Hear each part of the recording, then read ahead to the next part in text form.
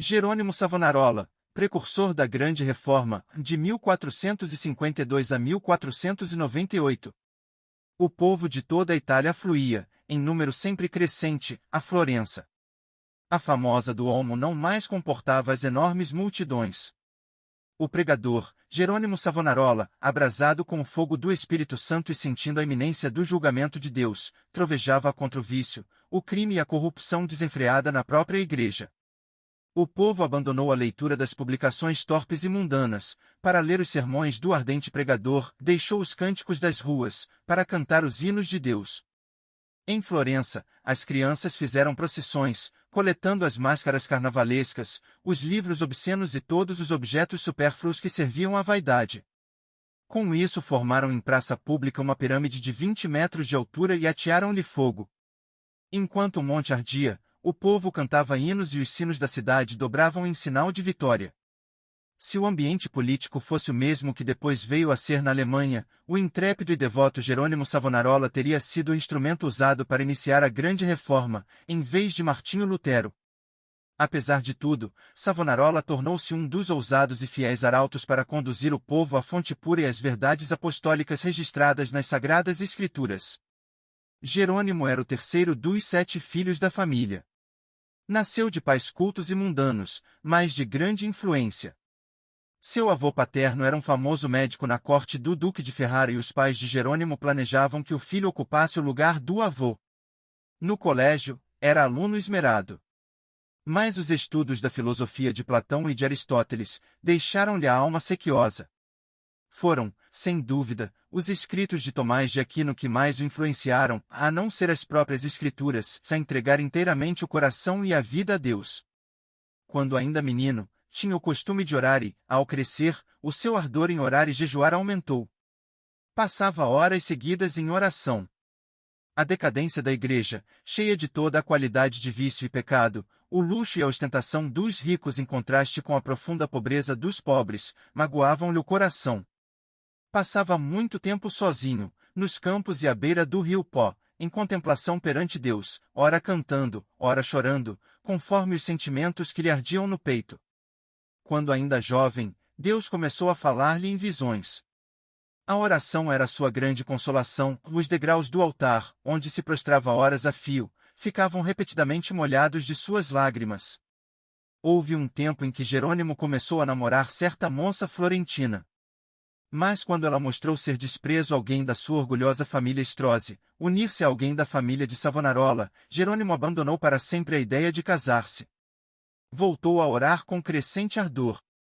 Enojado do mundo, desapontado acerca dos seus próprios anelos, sem achar uma pessoa compassiva a quem pudesse pedir conselhos, e cansado de presenciar injustiças e perversidades que o cercavam, coisas que não podia remediar, resolveu abraçar a vida monástica.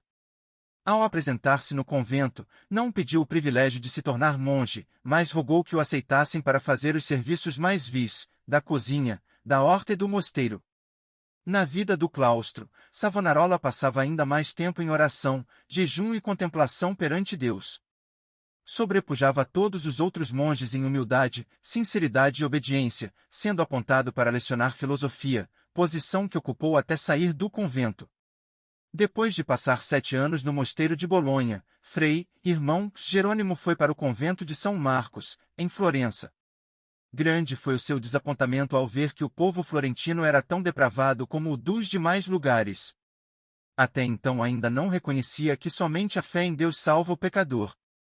Ao completar 1 ano no convento de São Marcos, foi apontado instrutor dos noviciados, por fim, designado pregador do mosteiro. Apesar de ter ao seu dispor uma excelente biblioteca, Savonarola utilizava-se mais e mais da Bíblia como seu livro de instrução. Sentia cada vez mais o terror e a vingança do dia do Senhor que se aproxima e, às vezes, entregava-se a trovejar do púlpito contra a impiedade do povo. Eram tão poucos os que assistiam às suas pregações, que Savonarola resolveu dedicar-se inteiramente à instrução dos noviciados. Contudo, como Moisés, não podia escapar à chamada de Deus. Certo dia, ao dirigir-se a uma feira, viu, repentinamente, em visão, os céus abertos e passando perante seus olhos todas as calamidades que sobrevirão à igreja. Então lhe pareceu ouvir uma voz do céu ordenando-lhe anunciar estas coisas ao povo. Convicto de que a visão era do Senhor, começou novamente a pregar com voz de trovão. Sob a nova unção do Espírito Santo, a sua condenação ao pecado era feita com tanto ímpeto, que muitos dos ouvintes depois andavam atordoados sem falar, nas ruas. Era coisa comum, durante seus sermões, homens e mulheres de todas as idades e de todas as classes romperem em veemente choro. O ardor de Savonarola na oração aumentava dia após dia e sua fé crescia na mesma proporção.